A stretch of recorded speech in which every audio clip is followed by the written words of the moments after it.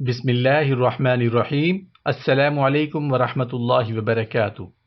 عورت سے عشق کرنے والے شخص کے بارے میں ہمارے پیارے آقا حضرت محمد الرسول اللہ صلی اللہ علیہ وآلہ وسلم کا فرمان، جس کا محرک اللہ کا خوف ہو اور یہ خوف کسی بھی صورت میں ہو، جبکہ فعل کے ارتکاب پر مکمل قدرت بھی میسر ہو اور تمام اسباب مہیا ہوں، کسی قسم کا کوئی معنی موجود نہ ہو، خاص طور پر اس وقت جب کہ شہوت صادق بھی پائی جائے، یہ درجہ صدیقین کا ہے۔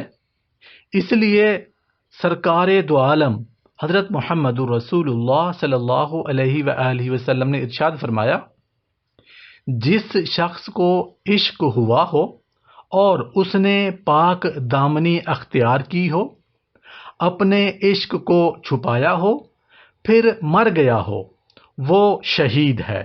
سبحان اللہ، سبحان اللہ۔ میرے دوستوں، بھائیو، بزرگوں، آپ نے ثواب کی نیت سے اس ویڈیو کو لائک کرنا ہے، کمنٹ بھی کرنا ہے اور اپنے دوستوں کے ساتھ شیئر بھی کرنا ہے۔ Thanks for watching.